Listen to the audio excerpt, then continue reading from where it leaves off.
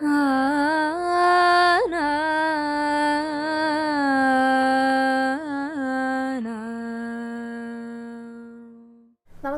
Guruvayur devotees ഓൺലൈനിലേക്ക് ഏവർക്കും സ്വാഗതം. സർവം കൃഷ്ണമയം. കൃഷ്ണായ വാസുദേവായ ദേവകീ നന്ദനായ ച നന്ദഗോപകുമാരായ ഗോവിന്ദായ നമോ നമഃ. നമ്മുടെ ഗുരുവായൂർ ക്ഷേത്രത്തിൽ അടിമുടി മാറ്റങ്ങൾ വരാനായിട്ട് പോകുകയാണ് കേട്ടോ. സമ്പൂർണ്ണ ഡിജിറ്റൽ ആകാനായിട്ട് പോകുക. അപ്പോൾ ഇതൊക്കെ എന്തിനു വേണ്ടിയിട്ടാണ്? ഭക്തർക്ക് വേണ്ടിയിട്ടാണ്. ഭക്തരുടെ സുഗമമായിട്ടുള്ള ദർശനത്തിന് വേണ്ടിയിട്ടും അവരുടെ എല്ലാം സൗകര്യത്തിന് വേണ്ടിയിട്ടുമാണ് ഇങ്ങനെയുള്ള പുതിയ പുതിയ സംവിധാനങ്ങൾ ദേവസ്വം നടപ്പിലാക്കാനായിട്ട് പോകുന്നത് കേട്ടോ. കാരണം ഇപ്പോൾ ഒരു തിരക്കുള്ളൊരു ദിവസമാണെന്ന് വിചാരിക്കാം. സാധാരണ ദിവസങ്ങളെ അപേക്ഷിച്ച് ഇപ്പോൾ ഉത്സവത്തിൻ്റെ സമയത്താണ്, ഒരു അഷ്ടമി രോഹിണിയുടെ അന്നാണ് എന്തുമാത്രം ഭക്തരാണ് ഭഗവാനെ കാണാനായിട്ട് വരിക. അപ്പോൾ ഇവിടുത്തെ സംവിധാനങ്ങൾ എന്ന് പറയുന്നത് പണ്ടുകാലം മുതലേയുള്ള അതേപോലെ പിന്തുടരുന്ന ചില സംവിധാനങ്ങളാണ്. തീർച്ചയായിട്ടും കാലം മാറുന്നതിനനുസരിച്ച് ഇതിനൊക്കെ മാറ്റങ്ങൾ വരണ്ടേ. എന്നാൽ മാത്രമല്ല ഈ തിരക്ക് നിയന്ത്രിക്കാനായിട്ട് അങ്ങനെ ഭക്തർക്ക് സൗകര്യപ്രദമാകുന്ന രീതിയിൽ ഭഗവാനെ ദർശിച്ചു മടങ്ങാനായിട്ട് സാധിക്കുള്ളൂ. അത്തരത്തിലുള്ള പുതിയ പുതിയ സംവിധാനങ്ങളാണ് ദേവസ്വം കൊണ്ടുവരാനായിട്ട് പോകുന്നത് കേട്ടോ. ഇപ്പോൾ ഒരു ഉദാഹരണത്തിന് നല്ല തിരക്കുള്ള ഒരു ദിവസമാണെന്ന് വിചാരിക്കാം. പായസമാണ് നമുക്ക് ഷീട്ടാക്കേണ്ടതെന്ന് വിചാരിക്കാം. അപ്പോൾ തിരക്കുള്ള ദിവസങ്ങളിലെ പായസത്തിന് വരി നിന്നവർക്ക് മനസ്സിലാകുന്നുണ്ടായിരിക്കും അത് ഷീട്ടാക്കാനായിട്ട് ഒരു വലിയ ക്യൂ തന്നെ ഉണ്ടായിരിക്കും. കൗണ്ടറിൻ്റെ അവിടെ നിന്ന് കൂവളവും കടന്നിട്ട് എവിടെയാണ് അതിൻ്റെ അറ്റം എന്ന് പോലും മനസ്സിലാകാത്ത രീതിയിലായിരിക്കും പായസം ഷീട്ടാക്കാനായിട്ട് ക്യൂ നിൽക്കുന്നുണ്ടായിരിക്കാം. അത് വാങ്ങാനായിട്ട് അതിനേക്കാൾ വലിയ വേറൊരു ക്യൂ വേറൊരു ദിശയിലേക്ക് പോയിട്ടുണ്ടായിരിക്കും. ഡെപ്പ വാങ്ങാനായിട്ട് മറ്റൊരു ക്യൂ ഉണ്ടായിരിക്കും. അപ്പോൾ കുറേ സമയം ഭക്തരുടെ അവിടെ പോകുന്നുണ്ട്, കുറേ നേരം കാത്തു നിന്നിട്ടൊക്കെ ആയിട്ട്. പക്ഷേ ഈ ഒരു സംവിധാനം ഒന്ന് ഡിജിറ്റലാക്കി കഴിഞ്ഞാൽ, ഇപ്പോൾ ഒരു ATM-ൽ നമ്മൾ പോയിട്ട് കാർഡ് ഇട്ടു, അപ്പം തന്നെ പണം വരുന്ന ആ ഒരു രീതിയിലുള്ള സംവിധാനമാണെങ്കിൽ എത്ര എളുപ്പമായിരിക്കും അല്ലേ. അതായത് നമുക്കിപ്പോൾ 1 ലിറ്റർ പായസമാണ് വേണ്ടത്, അല്ലെങ്കിൽ 2 ലിറ്ററാണ് പായസം വേണ്ടത്. ആ സ്ക്രീനിൽ പോയിട്ടൊന്ന് പ്രസ് ചെയ്ത് കഴിഞ്ഞാൽ ആ പായസത്തിൻ്റെ ഡപ്പകൾ നമ്മുടെ മുന്നിലേക്ക് വരുന്ന രീതിയിലുള്ള ഒരു സംവിധാനം. അത്തരത്തിലുള്ള സംവിധാനങ്ങളൊക്കെ ഗുരുവായൂർ ക്ഷേത്രത്തിൽ വരുന്നുണ്ട് കേട്ടോ. അതേപോലെ തന്നെ പാർക്കിംഗ് വലിയൊരു ഇഷ്യൂ ആണ് ഈ പാർക്കിംഗ് എന്ന് പറയുന്നത്. അതും തിരക്കുള്ള ദിവസങ്ങളിലാണ് ഈ വണ്ടിയായിട്ട് വരുന്നവർ ഏറ്റവും ആദ്യം നമ്മുടെ വാഹനം ഒന്ന് പാർക്ക് ചെയ്യണം, എന്നിട്ടല്ലേ ഗുരുവായൂരപ്പനെ ദർശിക്കാനായിട്ട് പറ്റുള്ളൂ. അപ്പോൾ ഈ വാഹനം പാർക്ക് ചെയ്യുക, അതിനുള്ളൊരു സ്ഥലം കിട്ടുക എന്നുള്ളത് അതും വലിയ ഒരു കടമ്പ തന്നെയാണ്. ഇവിടെ പാർക്കിംഗ് സിസ്റ്റമൊക്കെ ഉണ്ടെങ്കിൽ കൂടിയിട്ട് പലരും ഇങ്ങോട്ട് കടന്നു കഴിഞ്ഞാൽ അവിടെ സ്ഥലമുണ്ടോ എന്നറിയില്ല. ചിലപ്പോൾ അങ്ങോട്ട് കയറി നോക്കാനുള്ള മടി കൊണ്ടൊക്കെ പുറത്ത് വല്ല ഔട്ടർ റിംഗ് റോഡിൽ എവിടെയെങ്കിലൊക്കെ കൊണ്ടുപോയിടും. പോലീസിൻ്റെ അടുത്ത് നിന്ന് ഫൈനും കിട്ടും. അപ്പോൾ അങ്ങനെയുള്ളവർക്കുള്ള ഒരു സന്തോഷകരമായിട്ടുള്ള ഒരു സംവിധാനം തന്നെയാണ് വരുന്നത് കേട്ടോ. അതായത് ഇന്നർ റിംഗ് റോഡിലേക്ക് കടന്നു കഴിഞ്ഞാൽ ഏതൊക്കെ പാർക്കിങ്ങിലാണ്, ഏതൊക്കെ അവിടെ വേക്കൻ്റ് ആയിട്ടുള്ള സ്പേസുകൾ ഉണ്ടോ എന്നൊക്കെ കാണിക്കാനായിട്ടുള്ള ഒരു സ്ക്രീൻ ഉണ്ടായിരിക്കും. അപ്പോൾ ഡ്രൈവേഴ്സിന് അത് കാണാം, എവിടെ പാർക്കിംഗ് ഉണ്ട്, അപ്പോൾ അങ്ങോട്ടേക്ക് കയറ്റാം. അതേപോലെ തന്നെ അത് മുൻകൂട്ടി ബുക്ക് ചെയ്തിടുക. അങ്ങനെയുള്ള സംവിധാനങ്ങളൊക്കെ വന്നു കഴിഞ്ഞാൽ വാഹനവുമായിട്ട് വരുന്നവർക്കും തീർച്ചയായിട്ടും ഉപകാരപ്രദമാകുന്ന ഒന്ന് തന്നെയായിരിക്കും. അപ്പോൾ ആ ഒരു ലെവലിലേക്ക് ഗുരുവായൂർ ക്ഷേത്രം ഉയരാനായിട്ട് പോകുകയാണ്. ഈ കുറച്ച് ദിവസങ്ങൾക്ക് മുൻപ് അഡ്മിനിസ്ട്രേറ്റർ ആയിരുന്ന OB അരുൺകുമാർ, ശ്രീ OB അരുൺകുമാർ അദ്ദേഹത്തിൻ്റെ അടുത്ത് നിന്ന് ഒരു സൗഹൃദ സംഭാഷണത്തിനിടയ്ക്ക് അദ്ദേഹം പറഞ്ഞ കുറച്ച്, അതായത് ഈ സംവിധാനങ്ങളെക്കുറിച്ച്, പുതിയ മാറ്റങ്ങളെക്കുറിച്ച് മനസ്സിലാക്കിയിട്ടുള്ള കുറച്ച് കാര്യങ്ങളാണ് ഇവിടെ അടുത്ത് പറയാനായിട്ട് പോകുന്നത്. ദേവസ്വം അതുപോലെ തന്നെ പത്രസമ്മേളനത്തിന് അറിയിച്ചിട്ടുണ്ടായിരുന്നു കേട്ടോ. അപ്പോൾ ഈ മാറ്റങ്ങൾ എന്നൊക്കെ പറയുന്നത് തീർച്ചയായിട്ടും ഭക്തരുടെ നല്ലതിന് വേണ്ടിയിട്ടാണ്, അവരുടെ സൗകര്യത്തിന് വേണ്ടി തന്നെയാണ്. അതിലേറ്റവും വലിയ ഒരു കാര്യം നമ്മൾ മുൻപ് പറഞ്ഞിട്ടുണ്ടായിരുന്നത് ഫേസ് ആപ്പിനെ കുറിച്ചിട്ടാണ്. നമ്മുടെ വീഡിയോയിൽ ഞാൻ തന്നെ വളരെ വിശദമായിട്ട് അതേക്കുറിച്ച് പറഞ്ഞിട്ടുണ്ടായിരുന്നു കേട്ടോ. അപ്പോൾ നമ്മളൊരു കാര്യം പറഞ്ഞു കഴിഞ്ഞാൽ തീർച്ചയായിട്ടും ഭക്തർ അതിനെക്കുറിച്ച് ചോദിക്കും, എന്തായി ഫേസ് ആപ്പ് വന്നോ, ഇനി എന്ന് വരുമ്പോഴാണ് ഫേസ് ആപ്പിൽ നമുക്കത് ദർശനത്തിന് ആ ഒരു സംവിധാനം ഉപയോഗിക്കാനായിട്ട് സാധിക്കുക. പലരും അത് വന്നു കഴിഞ്ഞു എന്ന് വിശ്വസിക്കുന്നവരും ഉണ്ട് കേട്ടോ. അപ്പോൾ നമ്മളാണെങ്കിൽ ഒരു വീഡിയോ ചെയ്ത് കഴിഞ്ഞാൽ അത് തീർച്ചയായിട്ടും ഭക്തർ ചോദിക്കും. അപ്പോൾ നമുക്കതിന് മറുപടി കൃത്യമായിട്ട് പറയേണ്ടതായിട്ട് വരും. അപ്പോൾ അതേക്കുറിച്ചൊക്കെ ഫോളോ അപ്പ് ചെയ്യാറുണ്ട്. ഏതുവരെയായി എന്ന് ചോദിക്കുമ്പോൾ നമുക്കറിയാൻ സാധിക്കുന്ന കാര്യങ്ങൾ എന്താണെന്ന് വെച്ച് കഴിഞ്ഞാൽ, ഇപ്പോൾ ഒരു സംവിധാനം ഗുരുവായൂർ ക്ഷേത്രത്തിലേക്ക് കൊണ്ടുവരികയാണ്. അതും ഫേസ് ആപ്പ് പോലെ തീർച്ചയായിട്ടും ഭക്തർക്ക് ഉപകാരപ്രദമാകുന്ന ഒരു സംവിധാനം കൊണ്ടുവരുമ്പോൾ ധാരാളം ഏജൻസികൾ അത് തയ്യാറാക്കാനായിട്ട് ഗുരുവായൂർ ദേവസ്വത്തിനെ സമീപിക്കും. അപ്പോൾ അവരുടെ കാര്യങ്ങൾ ഈ ഗുരുവായൂർ ദേവസ്വം കേൾക്കും. നമുക്ക് എന്താണ് ആവശ്യമുള്ളത്, ഭക്തർക്ക് എന്താണ് ആവശ്യമുള്ളത്, ദേവസ്വത്തിന് എന്താണ് ആവശ്യമുള്ളതെന്നുള്ളത് അവരെടുത്ത് പറയും. അപ്പോൾ അവർ ആ പദ്ധതികളുടെ കുറേ രൂപരേഖകൾ ഇവിടെ കൊടുക്കും. അതിൽ നിന്ന് കുറച്ച് പേരെ ഷോർട്ട് ലിസ്റ്റ് ചെയ്തെടുക്കും. പിന്നെയും ഒരുപാട് പഴുതുകൾ അടച്ചിട്ടുള്ള സംവിധാനമാണ് തീർച്ചയായിട്ടും കൊണ്ടുവരുന്നത്. കാരണം ഒരിക്കൽ വന്നു കഴിഞ്ഞ് പിന്നെ പ്രശ്നങ്ങളായിട്ട് അത് മാറ്റാനായിട്ട് സാധിക്കില്ലല്ലോ. അപ്പോൾ ഏതെങ്കിലും രീതിയിൽ ഇപ്പോൾ ഒരു കാര്യത്തിൽ നമ്മൾ ഇറങ്ങി തിരിക്കുമ്പോഴായിരിക്കും അതിൻ്റെ വേറൊരു വശം കാണുക. ഇവിടെ ഇതിന് പോരായ്മ ഉണ്ടല്ലോ എന്ന് മനസ്സിലാക്കുക. അപ്പം അങ്ങനെയുള്ള പോരായ്മകളും എല്ലാം ഇല്ലാതാക്കിയിട്ട് പിന്നെയും നിർദ്ദേശങ്ങൾ കൊടുത്തിട്ട് ഈ കമ്പനികൾക്ക് തന്നെ പിന്നെയും കൊടുത്ത് അതിൽ നിന്നും പിന്നെയും ഇവരെ പുതിയ കാര്യങ്ങൾ അപ്ഡേറ്റ് ചെയ്തിട്ട് കൊണ്ടുവരും. അതിൽ നിന്നും ഷോർട്ട് ലിസ്റ്റ് ചെയ്യും. അങ്ങനെ അവസാനമാണ് ഏറ്റവും നല്ലൊരാളെ സമീപിക്കുക, അവർക്ക് അത് തയ്യാറാക്കാനായിട്ടുള്ള ആ ഒരു അനുവാദം കൊടുക്കുകയും ചെയ്യാം. അപ്പം അതിൻ്റെ ഒരു അവസാന ഘട്ടത്തിലാണ്. തീർച്ചയായിട്ടും വളരെ വേഗം തന്നെ ഫേസ് ആപ്പ് സംവിധാനം നിലവിൽ വരും എന്ന് നമുക്ക് പ്രതീക്ഷിക്കാം കേട്ടോ. അത് വന്നു കഴിഞ്ഞാൽ ഗുരുവായൂരപ്പ ഭക്തർക്ക് ഉപകാരപ്രദമാകുന്ന ഒന്ന് തന്നെയായിരിക്കും. അങ്ങനെയുള്ള നിരവധി സംവിധാനങ്ങളാണ് വരാനായിട്ട് പോകുന്നത്. അപ്പോൾ ഇതിലെ ഏറ്റവും പ്രധാനപ്പെട്ട ഒരു സംവിധാനം വിർച്വൽ ക്യൂ ആണ്. ഇപ്പോൾ മനസ്സിലാക്കിയിട്ടുള്ള വിവരങ്ങൾ അനുസരിച്ച് ഏറ്റവും ആദ്യം വരാനായിട്ട് പോകുന്ന ഒരു സംവിധാനം തന്നെയാണ് വിർച്വൽ ക്യൂ എന്ന് പറയുന്നത് കേട്ടോ. അതായത് ഓൺലൈനായിട്ടുള്ള ക്യൂ സംവിധാനമാണ്. തീർച്ചയായിട്ടും ദൂരദേശങ്ങളിൽ നിന്നൊക്കെ വരുന്നവർക്ക് ഉപകാരപ്രദമാകുന്ന ഒന്ന് തന്നെയായിരിക്കും. ചിലർക്ക് കേൾക്കുമ്പോൾ ആദ്യമായിട്ട് കേൾക്കുന്നത് പോലെയൊക്കെ തോന്നിയിട്ടുണ്ടാകും. തീർച്ചയായിട്ടും അങ്ങനെയൊക്കെ തോന്നിയിട്ടുണ്ടാകും. പക്ഷേ ഗുരുവായൂർ ക്ഷേത്രത്തിനും ഗുരുവായൂർ ഡിവോട്ടീസ് ഓൺലൈനിലും ഇത് ആദ്യമായിട്ടുള്ളൊരു സംവിധാനമല്ല കേട്ടോ. നമ്മുടെ കൊറോണ കാലത്ത് ഇതേപോലെയുള്ള ഒരു സംവിധാനം തന്നെയായിരുന്നു ഉണ്ടായിരുന്നത്. കാരണം ഇപ്പോൾ കാണുന്നത് പോലെയൊന്നും ആയിരുന്നില്ല ദർശനം. മുൻകൂട്ടി ഓൺലൈനിൽ ബുക്ക് ചെയ്യുന്നവർക്ക് മാത്രമേ ഗുരുവായൂരപ്പനെ ദർശിക്കാനായിട്ട് സാധിച്ചിരുന്നുള്ളൂ. അപ്പോൾ പലർക്കും വിഷ്ണു ബുക്ക് ചെയ്ത് കൊടുത്തിട്ടുണ്ട്. നമ്മൾ ആ ടോക്കൺ ഉണ്ടല്ലോ അത് കൊണ്ടുപോയി കൊടുക്കാറുണ്ട്. അറിയാത്ത നിരവധി പേരുണ്ടായിരിക്കും. അങ്ങനെയുള്ളവർക്കായിട്ട് ഒരു വീഡിയോയും കൂടെ ഗുരുവായൂർ ഡിവോട്ടീസ് ഓൺലൈൻ അന്ന് ചെയ്തിട്ടുണ്ടായിരുന്നു കേട്ടോ, ഈ വിർച്വൽ ക്യൂ സംവിധാനത്തിനെ കുറിച്ചിട്ട്. അപ്പം അങ്ങനെയായിരുന്നു ആ ഒരു സമയത്ത് കൊറോണ കാലത്ത് ഭക്തർ ഭഗവാനെ തൊഴാനായിട്ട് വന്നിരുന്നത്. അതേപോലെയുള്ള ഒരു ക്യൂ സംവിധാനം എന്ന് പറയുമ്പോൾ തീർച്ചയായിട്ടും ഭക്തർക്കെല്ലാം ഉപകാരപ്രദമാകുന്ന ഒന്ന് തന്നെ ആയിരിക്കും കേട്ടോ. പിന്നെ ഗുരുവായൂരിലെ ക്യൂ കോംപ്ലക്സിനെ കുറിച്ച് എല്ലാവർക്കും അറിയാം. കുറേ പേർക്ക് നിൽക്കാനായിട്ട് സാധിക്കുന്ന ഒരു ക്യൂ കോംപ്ലക്സ് തന്നെയാണ് നിലവിലുള്ളത്. പക്ഷെ ഒരു തിരക്കുള്ള സമയത്തൊന്ന് ആലോചിച്ച് നോക്കൂ, അതും കടന്നിട്ട് ക്യൂ ഒക്കെ എവിടെയായിരിക്കും പോയി നിൽക്കുന്നുണ്ടായിരിക്കാം. അപ്പോൾ അതൊക്കെ ഭക്തജനങ്ങൾക്ക് ബുദ്ധിമുട്ടുണ്ടാക്കുന്ന ഒന്ന് തന്നെയാണ്. അപ്പോൾ ക്യൂ കോംപ്ലക്സിൻ്റെ ഒരു മാസ്റ്റർ പ്ലാൻ തന്നെയാണ് തയ്യാറാക്കിയിരിക്കുന്നത് കേട്ടോ. അതിൻ്റെ ടെൻഡറൊക്കെ നൽകിയിട്ടുണ്ട്. അതായത് അത്യാധുനിക സംവിധാനങ്ങളോട് കൂടിയിട്ടുള്ള ഭക്തർക്ക് സുഗമമായിട്ട് ക്യൂ നിൽക്കാനും കൂടെ സാധിക്കുന്ന ഒരു സംവിധാനം, അങ്ങനെ ഒരു സംവിധാനം വരാനായിട്ട് പോകുന്നുണ്ട്. അതേപോലെ തന്നെ ക്ഷേത്രത്തിനകത്ത് ഫ്ലൈ ഓവർ ഉണ്ടല്ലോ, ഫ്ലൈ ഓവറിൽ മാറ്റങ്ങൾ വരുന്നുണ്ട്. ഇപ്പോൾ കുത്തനെയുള്ള സ്റ്റെപ്പുകളൊക്കെ ആയിട്ടാണ് ഫ്ലൈ ഓവർ ഇരിക്കുന്നത്. അത് പ്രായമായവർക്കും അനായാസം കയറാൻ സാധിക്കുന്ന രീതിയിൽ അതിനെ മാറ്റങ്ങൾ വരുത്തുന്നുണ്ട്. അതേപോലെ തന്നെ ഭക്തരുടെ വിലപ്പെട്ട വസ്തുക്കൾ, ബാഗ്, വാച്ച്, മൊബൈൽ ഫോണ്, ഇതൊക്കെ സൂക്ഷിച്ച് വെക്കാൻ പാകത്തിനുള്ള ഡിജിറ്റൽ ലോക്കറുകൾ അതും ഗുരുവായൂർ ക്ഷേത്രത്തിൽ വരാനായിട്ട് പോകുകയാണ് കേട്ടോ. ഇത് മാത്രമല്ല കേട്ടോ, ഗുരുവായൂർ ദേവസ്വത്തിൻ്റെ പല പ്രവർത്തനങ്ങളും ഇനിയും ഡിജിറ്റൽ ആക്കാനായിട്ടുള്ളതുണ്ട്. ഇപ്പം നിലവിൽ ഡിജിറ്റൽ ആയിട്ടുള്ളത് ചോറൂണ്, അതുപോലെ വഴിപാടുകൾ, തുലാഭാരം, വിവാഹം, ഈ സെഷൻ മാത്രമാണ്. അത് 2022 ഡിജിറ്റൽ ആക്കിയിട്ടുണ്ടായിരുന്നു. അതല്ലാതെ ആക്കാത്ത ഒരുപാട് ഡിപ്പാർട്ട്മെൻറ്റുകൾ ഇനിയുണ്ട്. അതായത് ഇങ്ങനെ എഴുതുന്ന രീതിയിലുള്ളത്, കാർബൺ കോപ്പി ഉപയോഗിച്ച് എഴുതുന്ന രീതിയിലുള്ളത്. അപ്പോൾ ഇത് മനസ്സിലാക്കണമെങ്കിൽ ആ പബ്ലിക്കേഷൻ ഡിപ്പാർട്ട്മെൻറ്റിൽ ഒന്ന് പോയി കഴിഞ്ഞാൽ മതി. നമ്മളിപ്പോൾ മേൽപ്പത്തൂർ ഓഡിറ്റോറിയം ഒന്ന് ബുക്ക് ചെയ്യണം, ശ്രീ ഗുരുവായൂരപ്പൻ ഓഡിറ്റോറിയം ഒന്ന് ബുക്ക് ചെയ്യണം. അവിടെ ചെന്നിട്ട് അത് നമ്മൾ എഴുതിയിട്ട് കൊടുക്കണം. നമ്മുടെ എല്ലാ ഡീറ്റെയിൽസും അവിടെ ഒരു പേപ്പറായിട്ട്, അതൊരു ഫയൽ പോലെയായിട്ടാണ് കൊടുക്കേണ്ടി വരിക. അപ്പോൾ ഇതെല്ലാം സൂക്ഷിച്ച് വെക്കുന്ന വേറൊരു ഫയൽ. ഇനി ഒരുപാട് പേരുടെ ഒരുപാട് ഫയലുകൾ, ഇപ്പോൾ ഒരു കാര്യം അവിടെ നിന്ന് എടുത്ത് നോക്കണമെന്നുണ്ടെങ്കിൽ എന്താണ് എല്ലാതും പരിശോധിക്കേണ്ട ഒരു അവസ്ഥയാണ്. അപ്പോൾ അതിന്ന് മനസ്സിലാക്കേണ്ടത് എന്താണ്, ഏറ്റവും എളുപ്പമുള്ള ഒരു കാര്യം, ഒറ്റ ക്ലിക്കിലൂടെ നമുക്ക് മനസ്സിലാക്കാൻ സാധിക്കുന്ന കാര്യങ്ങളാണ് ഇതെല്ലാം. അപ്പോൾ ആ ഒരു രീതിയിലേക്ക് വളരണം. തീർച്ചയായിട്ടും കാലങ്ങൾ പോകുന്നതിനനുസരിച്ച് ഇങ്ങനെയുള്ള മാറ്റങ്ങളും കൊണ്ടുവരണമല്ലോ. അപ്പോൾ അത് കുറച്ചും കൂടെ എളുപ്പമായിരിക്കും. അപ്പോൾ ഇങ്ങനെയുള്ള കാര്യങ്ങളെല്ലാം ഡിജിറ്റൽ ആകാനായിട്ട് പോകുകയാണ്. അതേപോലെ തന്നെ ഗുരുവായൂരപ്പൻ്റെ സ്വത്തുവകകൾ, ഇവിടുത്തെയുള്ള സ്വർണം, അതുപോലെ തന്നെ വെള്ളി, അങ്ങനെയുള്ള സ്റ്റോക്കുകൾ, അതേപോലെ തന്നെ ഓരോ ദിവസവും ഇപ്പോൾ ആനക്കൊമ്പ്, അങ്ങനെയുള്ള ആനക്കോട്ടയിലെ കാര്യങ്ങളും ഇതേപോലെ തന്നെ ഡിജിറ്റൽ ആകാനായിട്ട് പോകുകയാണ് കേട്ടോ. ഓരോ ദിവസവും ലേലം വിളിക്കുന്ന വസ്തുക്കൾ, അതിൻ്റെ വില വിവരങ്ങൾ, ഇതെല്ലാം ആ ബന്ധപ്പെട്ടവർക്ക് ഒറ്റ ക്ലിക്കിലൂടെ അറിയാനായിട്ട് സാധിക്കണം. അങ്ങനെ സാധിക്കുന്ന ആ ഒരു അവസ്ഥയിലേക്ക് അത്രയും ഡിജിറ്റലൈസ്ഡ് ആവാൻ പോകുകയാണ് ഈ ഗുരുവായൂർ ദേവസ്വം അല്ലെങ്കിൽ ഗുരുവായൂർ ക്ഷേത്രം എന്ന് പറയുന്നത് കേട്ടോ. അപ്പോൾ ഇങ്ങനെയൊക്കെ ആയിക്കഴിഞ്ഞാൽ കുറച്ചും കൂടെ സുതാര്യമായിരിക്കും, കുറച്ചും കൂടെ ട്രാൻസ്പാരൻ്റ് ആയിരിക്കും. എല്ലാവർക്കും, ആ ബന്ധപ്പെട്ടവർക്ക് എല്ലാവർക്കും കാര്യങ്ങൾ പെട്ടെന്ന് മനസ്സിലാകാനായിട്ട്, ഒപ്പം ഭക്തർക്ക് ഉപകാരപ്രദമാകും അനുകൂലമാകുന്ന സംവിധാനങ്ങൾ വരുമ്പോൾ തീർച്ചയായിട്ടും ഇവിടെ വന്ന് തൊഴാനായിട്ടും എല്ലാവർക്കും ആ ഒരു ക്യൂ നിൽക്കേണ്ട ഒരു മടുപ്പ്, അല്ലെങ്കിൽ പലവിധ കാര്യങ്ങളിൽ ബുദ്ധിമുട്ട് അനുഭവിക്കുന്നവരുണ്ടായിരിക്കും. ആ ബുദ്ധിമുട്ടുകളൊക്കെ മാറിയിട്ട് വളരെ നല്ല രീതിയിൽ ദർശനം നടത്തി പോകാനായിട്ട് എല്ലാവർക്കും സാധിക്കും. അങ്ങനെയുള്ള പ്രവർത്തനങ്ങളാണ്, അതിൻ്റെ പദ്ധതികളൊക്കെയാണ് ഇപ്പോൾ നടന്നുകൊണ്ടിരിക്കുന്നത്. അങ്ങനെ പ്ലാൻ ചെയ്തുകൊണ്ടിരിക്കുന്നത്. തീർച്ചയായിട്ടും ഗുരുവായൂരപ്പൻ്റെ അനുവാദം കൂടെ വേണ്ടതാണ് അല്ലേ, എങ്കിൽ മാത്രമേ ഇതൊക്കെ നടത്താനായിട്ടും കൂടെ സാധിക്കുള്ളൂ.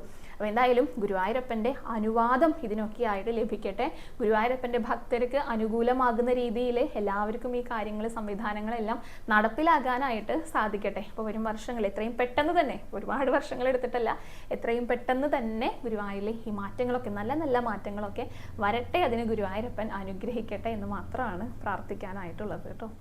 ഇനി നമുക്ക് ഭഗവാന്റെ അലങ്കാരം പറയണ്ടേ. ഭഗവാന് മാത്രമല്ല, ഭഗവതിയമ്മ, അയ്യപ്പനും ഗണപതിയൊക്കെ ഇങ്ങനെ കാത്തിരിക്കുന്നുണ്ട് അലങ്കാരം പറയണത് കേൾക്കാനായിട്ട്. അപ്പോൾ ആദ്യം ഗുരുവായൂരപ്പൻ്റെ അലങ്കാരം തന്നെ പറയാട്ടോ. ഭഗവാൻ ഇന്നലെ ചെറിയൊരു ഉണ്ണിക്കണ്ണനാണ്. ഇനി മലർന്ന് കിടക്കാനായിട്ട് തുടങ്ങുന്ന ഒരു പ്രായം ഉണ്ടല്ലോ, അതേപോലെയാണ് ആലിലേ കിടക്കുന്ന ആലിലക്കണ്ണനായിട്ട്. ആലില ചാർത്തിയിട്ടുണ്ടായിരുന്നില്ല കേട്ടോ, പക്ഷെ അതിൽ കിടക്കുന്ന ഭഗവാന്റെ ആ ഒരു ഭാവം അതെങ്ങനെയാണോ അതേമാതിരിയായിരുന്നു ചാർത്തിയിട്ടുണ്ടായിരുന്നത്. ഭഗവാന്റെ ആ വലത്തെ കാലുണ്ടല്ലോ, അതിങ്ങനെ ചുണ്ടോട് 2 കൈ കൊണ്ടും കൊണ്ടുപോയിരിക്കാം, എന്നിട്ട് ആ വിരൽ കുടിക്കുന്ന ആ ഒരു ഭാവം, അതായിരുന്നു കേട്ടോ ഇന്നലത്തെ അലങ്കാരമായിട്ടുണ്ടായിരുന്നത്. മനോഹരമായിട്ടാണ് അലങ്കാരം ചാർത്തിയിട്ടുണ്ടായിരുന്നത്. ശരിക്കും ഒരു കുഞ്ഞികൃഷ്ണൻ അവിടെ കിടക്കുന്നതായിട്ടാണ് നമുക്ക് തോന്നുക. അതേപോലെ തന്നെ തോന്നുന്നെങ്കിൽ അത്ര ഭംഗിയായിട്ട് അത് ചാർത്തിയിട്ടുണ്ടായിരിക്കണമല്ലോ. അപ്പോൾ അത് ചാർത്തിയവർക്കും അത് ഭഗവാന്റെ അനുഗ്രഹം കൊണ്ട് മാത്രമാണ് അങ്ങനെയൊക്കെ സാധിക്കുന്നത് കേട്ടോ. എന്തായാലും ഭഗവാനെ കാണാനായിട്ട് നല്ല ഭംഗിയുണ്ടായിരുന്നു. നമുക്ക് നോക്കിക്കഴിഞ്ഞാൽ ഒരു കുഞ്ഞു ഉണ്ണികൃഷ്ണൻ ഇങ്ങനെ കിടക്കുന്നതായിട്ട് തന്നെയാണ് തോന്നുക. വാരിപ്പോയിട്ട് എടുക്കാനൊക്കെ ആയിട്ട് തോന്നും കേട്ടോ. അത്രയുമേൽ മനോഹരമായിട്ടായിരുന്നു ഇന്നലത്തെ അലങ്കാരം ഉണ്ടായിരുന്നത്. 3 തിരുമുടിമാലകൾ ഉണ്ടായിരുന്നു. അത് 2 എണ്ണം ഒരേപോലത്തെയാണ്. നന്ദിയാർവട്ടം കോർത്തിട്ട് നടുവിൽ കുറച്ച് തെച്ചി, ഇതേപോലെ തന്നെ 2ാമത്തെ തിരുമുടിമാല. 3ാമത്തെ തിരുമുടിമാലയിലെ നന്ദിയാർവട്ടമാണ്, അതിന് നടുക്ക് കുറച്ച് തുളസിയുണ്ട്, കുറച്ച് പച്ച നിറം കാണാം. പിന്നെ 2 ഉണ്ടമാലയുണ്ട്. ആദ്യത്തെ ഉണ്ടമാല ഭഗവാന്റെ ദേഹത്തോട് ചേർന്ന് കിടക്കുന്നത് ചുവപ്പും വെള്ളയും കൂടി ഇങ്ങനെ മിക്സാണ്. അതായത് ചുവപ്പിൽ നിറയെ ഇങ്ങനെ വെളുത്ത പൂക്കൾ ഇങ്ങനെ വാരി വിതറിയ പോലെ അങ്ങനെയായിരുന്നു കേട്ടോ, കുത്തുകുത്തുകൾ പോലെ ആയിട്ടായിരുന്നു കാണുന്നുണ്ടായിരുന്നത്. പിന്നെ ഒരു ഉണ്ടമാല നന്ദിയാർവട്ടവും തുളസിയും കൂടെ ഇടകലർന്നിട്ടില്ല. ആദ്യം നന്ദിയാർവട്ടം തുളസി, നന്ദിയാർവട്ടം തുളസി, അങ്ങനെയാണ് കോർത്തിട്ടുണ്ടായിരുന്നത്. ഇതിന് നടുക്കാണ് ഭഗവാൻ. നെറ്റിയിലൊരു ഗോപിതിലകുണ്ട്, കാതുപൂക്കളുണ്ട്, മുഖത്ത് ആ പുഞ്ചിരി, കുഞ്ഞു പുഞ്ചിരി ഇങ്ങനെ, അത് ശ്രദ്ധിച്ചു നോക്കിയാലാണ് ആ ഭാവം നമുക്ക് നമ്മുടെ മനസ്സിൽ ഇങ്ങനെ പതിയുള്ളൂ. ആ കുഞ്ഞു കാൽവിരൽ ഇങ്ങനെ ഉണ്ണുന്ന രീതിയിലായിരുന്നു, കുടിക്കുന്ന രീതിയിലായിരുന്നു ചാർത്തിയിട്ടുണ്ടായിരുന്നത്. 2 തിലകം തോളുകളിൽ വെച്ചിട്ടുണ്ട് കേട്ടോ. ഇത് കുഞ്ഞു ദേഹമായതുകൊണ്ട് ഇതൊക്കെ വളരെ അടുത്തടുത്തായിട്ടാണ് തോന്നുക. ആ വയറിൻ്റെ ഭാഗത്തായിട്ടും ഒരു തിലകമുണ്ട്. കൈവളകളും തോൾവളകളും ഇന്നലെ കാണാനായിട്ട് സാധിച്ചില്ല, എന്തോ കണ്ണിൽ പെടാഞ്ഞിട്ടായിരിക്കും. കാൽത്തളയും ഇന്നലെ കണ്ടില്ല കേട്ടോ. അരയിലൊക്കെ ഇങ്ങനെ നല്ല ഭംഗിയിൽ കാണാനുണ്ട്, പട്ടുകോണകും നല്ല ഭംഗിയിൽ കാണാനായിട്ടുണ്ട്. ആ കുഞ്ഞി കാലുകൾ, ഈ കാല് കുടിക്കുമ്പോൾ നിവർത്തിയിട്ടൊന്നുമല്ലോ കിടക്കുക, ഒന്നിങ്ങനെ മടക്കിയിട്ട് ഇങ്ങനെ പൊക്കിയിട്ടൊക്കെയാണല്ലോ കിടക്കുക. അപ്പോൾ അതേ രീതിയിൽ തന്നെയാണ് ഭഗവാൻ ഉണ്ടായിരുന്നത്. ഭഗവാന്റെ അത്രമേൽ മാധുര്യമാർന്ന പാദം ഭഗവാൻ തന്നെ ഇങ്ങനെ നുകർന്നുകൊണ്ടിരിക്കുകയാണ്. അപ്പോൾ ഈ പാദങ്ങളിൽ തന്നെ ശരണം പ്രാപിക്കാനാണ് നമ്മുടെ അടുത്തും ഭഗവാൻ പറഞ്ഞു തരുന്നത് കേട്ടോ. എല്ലാവരും ഭഗവാന്റെ ആ പാദങ്ങളെ തന്നെ ശരണം പ്രാപിച്ചോളൂ. എല്ലാ സങ്കടങ്ങളും എല്ലാ ബുദ്ധിമുട്ടുകളും ആ കുഞ്ഞുണ്ണികൃഷ്ണൻ നമുക്ക് എല്ലാവർക്കും മാറ്റി തരുന്നതായിരിക്കും കേട്ടോ. ഗുരുവായൂരപ്പൻ എല്ലാവരും നമസ്കരിച്ചോളൂ. ഗുരുവായൂരപ്പ ശരണം എന്നൊന്ന് കമൻറ്റ് ബോക്സിൽ രേഖപ്പെടുത്തിക്കോളൂ. അങ്ങനെ കിടന്ന് വിരൽ കുടിക്കുന്ന നമ്മുടെ ഭഗവാനെ തൊഴുത് നമസ്കരിച്ചിട്ട് നേരെ ഗണപതിയെ കാണാനായിട്ടാണ് തിരിയണത്. മഞ്ഞ നിറത്തിലാണ് ഗണപതിക്ക് ഉടയാട ഉണ്ടായിരുന്നത്. തുമ്പിയിൽ ഒരു പൊട്ട്, തുമ്പിക്ക് സൈഡിൽ ഇങ്ങനെ തുമ്പിയിൽ നിന്ന് മാറിയിട്ടായിട്ട് പിന്നെ 2 പൊട്ടുകളുണ്ട്. കഴുത്തിൽ 2 മാല അണിഞ്ഞിട്ടുണ്ട്. 2 തോളുകളിലും ഗോപി തിലകങ്ങൾ തല തിരിച്ച് വെച്ചിട്ടുണ്ട് കേട്ടോ. നെറ്റിയിലൊരു തിലകം. പിന്നെ കിരീടം ചാർത്തിയിരിക്കുക.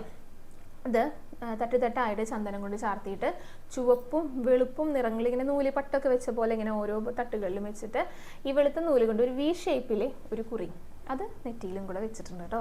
അങ്ങനെയായിരുന്നു ഗണപതിക്ക് ഇന്നലെ അലങ്കാരം ഉണ്ടായിരുന്നത്. നല്ല ഭംഗി ഉണ്ടായിരുന്നു ഗണപതിയുടെ അലങ്കാരമൊക്കെ ചാർത്തിയത് കാണാനായിട്ട്. നല്ല സുന്ദരനായിട്ടിരിക്കുന്ന ഗണപതിയായിരുന്നു. അപ്പോൾ എല്ലാവരും ഗണപതിയുടെ രൂപമൊക്കെ നന്നായി മനസ്സിൽ കണ്ടുകൊണ്ട് തൊഴുതു പ്രാർത്ഥിച്ചോളൂ. ഗണപതിക്ക് മുന്നിൽ എല്ലാവരും ഒന്ന് ഏത്തമിട്ടോളൂ. ഇനി ഭഗവതി അമ്മേനെ കാണാനായിട്ട് പോകുക കേട്ടോ. നമ്മുടെ ഇടത്തിരികത്ത് കാവിലമ്മയ്ക്ക് മുത്തശ്ശി ഭാവമാണെന്നാണല്ലോ പറയാറുള്ളത്. അതേപോലെ ഒരു മുത്തശ്ശിയായി തന്നെയാണ് ഇരിക്കുന്നുണ്ടായിരുന്നത്. ഇങ്ങനെ ചിരിക്കുമ്പോൾ വായിൽ പല്ലൊന്നും കാണാതെ കവിളൊക്കെ ഇങ്ങനെ നന്നായി തടിച്ചിട്ട് ഇങ്ങനെ തൂങ്ങിയിട്ട് നിൽക്കുന്ന ഒരു ഭഗവതി അമ്മയുടെ ആ ഒരു രൂപം ഒന്ന് സങ്കല്പിച്ച് നോക്കൂ. ശരിക്കും ഒരു മുത്തശ്ശി ഇരിക്കുന്നത് പോലെയാണ് തോന്നിയിട്ടുണ്ടായിരുന്നത് കേട്ടോ. നല്ല സന്തോഷവതിയായിട്ടാണ് നമ്മുടെ ഭഗവതി അമ്മ ഇരിക്കുന്നുണ്ടായിരുന്നത്. ചുവന്ന നിറത്തിലാണ് പട്ടുടയാടം. അതിൽ നല്ല ഭംഗിയുള്ള ഡിസൈനുകളൊക്കെ ഉണ്ട് കേട്ടോ. പലതരത്തിലുള്ള കല്ലുകളൊക്കെ പതിപ്പിച്ചതുപോലെയുള്ള ഡിസൈനാണ്. നല്ല ഭംഗിയുണ്ട് അത് കാണാനായിട്ട്. കുറച്ചൊരു വലിയൊരു സ്വരൂപം, ഒരുപാട് വലിപ്പമുള്ളതല്ല. അത് ഉടയാടയുടെ ഒക്കെ വലിപ്പം കൊണ്ട്, ഭഗവതിയുടെ മുഖത്തിൻ്റെ ഒരു വലിപ്പം കൊണ്ടൊക്കെയാണ് അങ്ങനെ തോന്നിയിട്ടുണ്ടായിരിക്കുക. കുറച്ചൊരു വലിയൊരു സ്വരൂപത്തിലാണ് ഇന്നലെ ഉണ്ടായിരുന്നത്.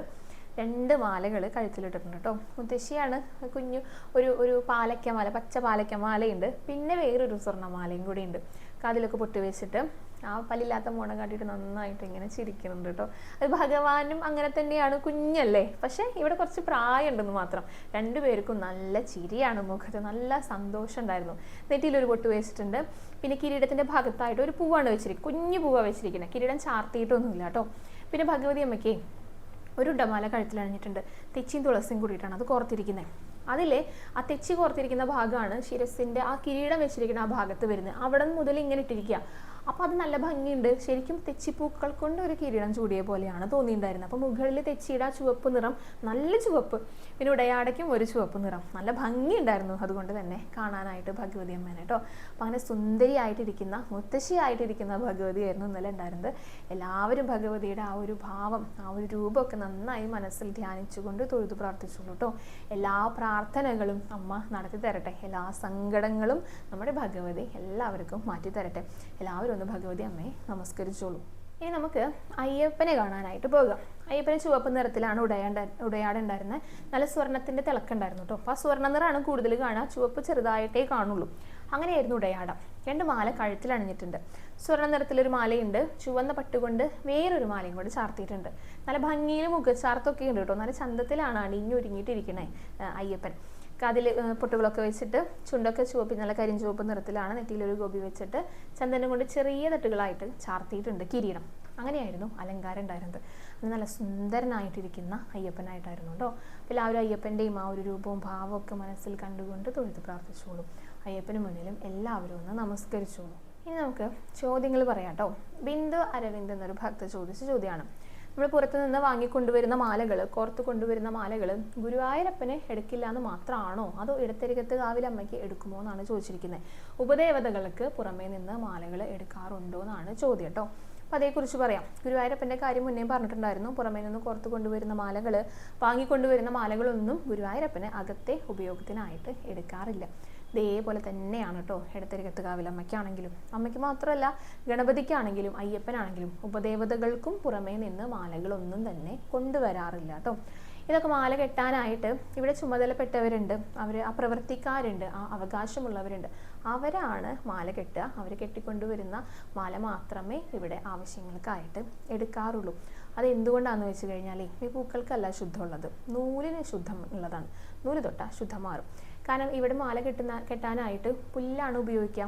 അത് ഉപയോഗിച്ചാണ് മാല കെട്ടേണ്ടത്. അത് ഇവിടെയുള്ളവർ മാത്രം കെട്ടിയാലാണ് ഇവിടെ ആവശ്യത്തിനായിട്ട് ഉപയോഗിക്കില്ല കേട്ടോ.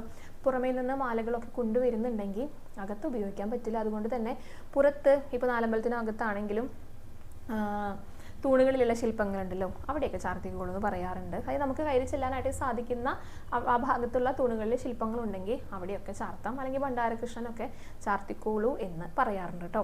ഗുരുവായൂരപ്പന് മാത്രമല്ല, ഉപദേവതകൾക്കും പുറമേ നിന്നുള്ള മാലകളൊന്നും സ്വീകരിക്കുന്നതല്ല കേട്ടോ.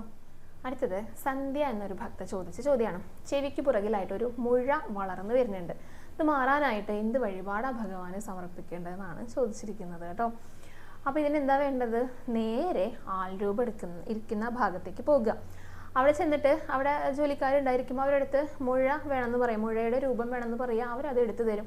നന്നായിട്ട് പ്രാർത്ഥിക്കുക, നന്നായി അസുഖം മാറ്റി തരണേ ഭഗവാനെ എന്ന് പ്രാർത്ഥിച്ചിട്ട് അവിടെ തന്നെ സമർപ്പിക്കുക. യഥാശക്തി ഒരു തുക ഭണ്ഡാരത്തിലും സമർപ്പിക്കുക. ഇതാണ് ചെയ്യേണ്ടത് കേട്ടോ. മുഴയുടെ രൂപം അവിടെ ഉള്ളത് കൊണ്ട് അതെടുത്ത് വെച്ച് പ്രാർത്ഥിക്കാം. ഇതല്ലാതെ ആൾ രൂപമുണ്ട്, അതായത് സ്ത്രീയുടെയും പുരുഷന്റെയും മുഴുവനായിട്ടുള്ള രൂപമുണ്ട്, അതെടുത്തിട്ട് പ്രാർത്ഥിച്ചാലും മതി. അതൊന്നും വിരോധമുള്ള കാര്യമല്ല. ഇനിയിപ്പോൾ ആൾ രൂപം അല്ലാതെ വേറെ എന്ത് വഴിപാടുകളാണ് നിങ്ങൾക്ക് സമർപ്പിക്കാനായിട്ട് സാധിക്കണത്? എന്താണ് മനസ്സിൽ തോന്നുന്നത് അതങ്ങോട്ട് സമർപ്പിക്കുക. ഭഗവാൻ അങ്ങനെ ഇന്നത് എന്നൊന്നും ഇല്ല കേട്ടോ. അതായത് ഇന്ന സുഖത്തിന് ഞാൻ ഇന്നത് മാത്രമേ സ്വീകരിക്കൂ, അങ്ങനെയൊന്നുമില്ല. അത് മാച്ചിങ് അങ്ങനെയൊന്നുമില്ല. ഭഗവാനെ മനസ്സറിഞ്ഞിട്ട് ഭക്തിയോട് കൂടിയിട്ട് ആരെന്ത് കൊടുത്താലും അത് ഭഗവാൻ സ്വീകരിക്കും.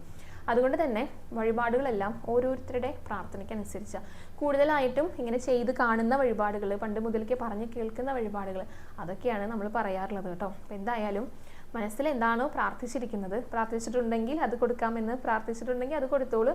അല്ലെങ്കിൽ പിന്നെ മുഴയുണ്ട് ആൽരൂപത്തിൻ്റെ അവിടെ, അതെടുത്ത് വെച്ചിട്ട് പ്രാർത്ഥിച്ചോളൂ കേട്ടോ. അപ്പോൾ ഇന്നത്തെ വീഡിയോയിൽ ഇത്രയൊക്കെ കാര്യങ്ങളാണ് ഉൾക്കൊള്ളിച്ചിരിക്കുന്നത് കേട്ടോ.